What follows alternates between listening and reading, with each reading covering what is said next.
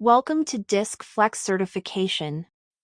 This subfactor pairing is the relationship between the I and the S. So these are people-oriented behaviors. But on the I side, we're looking at more friendly type of behaviors, more extroverted type of behaviors. And on the S side, we're looking at caring and loyalty. So what does this pairing look like when the I is extremely high in the dominant position, in a governing position, compared to the S? Well, what is that called? Well, that's called enthusiasm. Now, the root of enthusiasm means to be in theos, actually in spirit. So you're enthused. You're in the spirit of things. So that's not a bad place to be if you can make sure that that enthusiasm doesn't look like a bounding puppy where you're kind of peeing all over everything and wagging your tail and not getting much done. You want to be enthusiastic, but in an appropriate way. Okay, not like a puppy. We don't want to get smacked over the nose with a newspaper here. We want to make sure that the team doesn't have their newspaper at the ready whenever you walk into the room. You want to be enthusiastic and appropriately enthusiastic. So let's look at these behaviors and what they look like.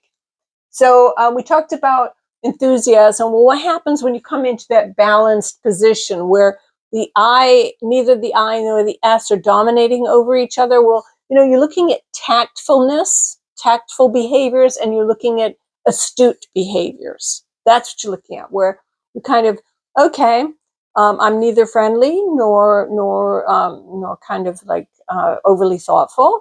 I'm kind of a balance of both of those things. And that means that I'm being astute. Now, when your S is dominating over your I, those behaviors are called thoughtful. That's thoughtful. So this subfactor of S over I is called thoughtful. The subfactor of I over S is called enthusiastic. So let's look at what happens when you tilt above enthusiasm and then go below thoughtfulness. So when your I is too high, those behaviors are known or viewed as overzealous. That we don't want overzealous people.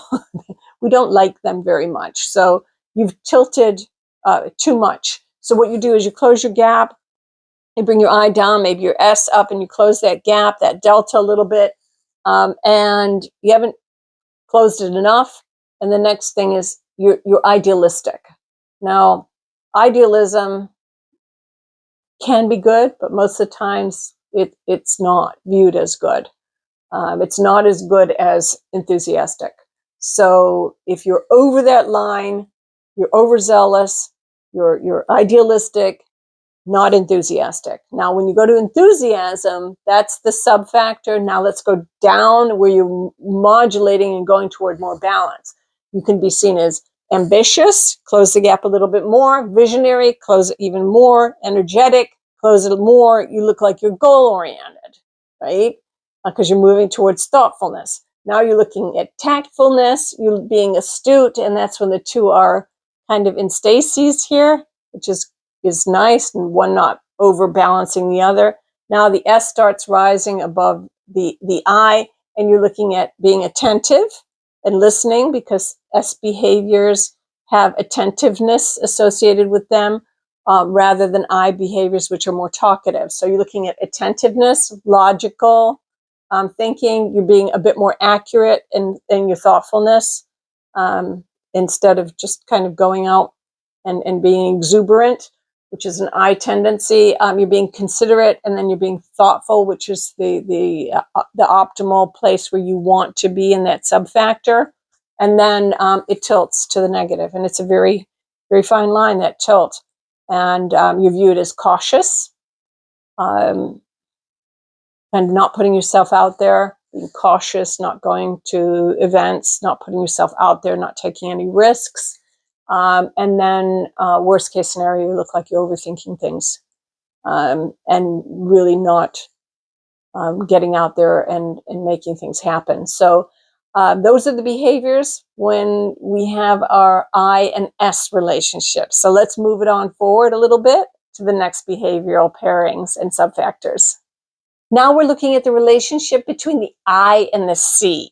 This is a great relationship as well to understand fully, because you've got your friendly type of behaviors, your extroverted behaviors, and then you've got your rule orientation for the C. So this is an interesting pairing.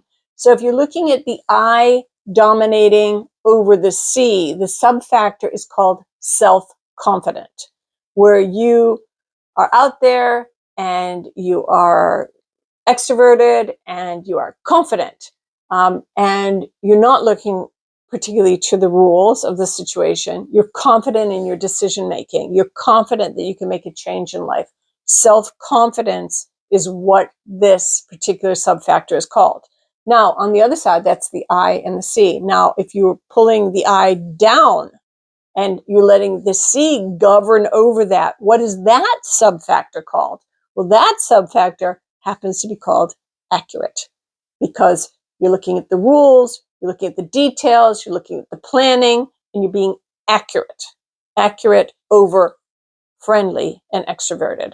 So those are great ways to look at the subfactors. Is what does it mean when one governs the other? Now let's look at what that actually means. Well, when they're balanced, we're going to start with the balance here, where they're in stasis and it's neither the I dominating over the C or the C dominating over the I. You're looking at being meticulous, okay, because you're making that judgment. Should I do this or should I do that? Yeah, you're being meticulous.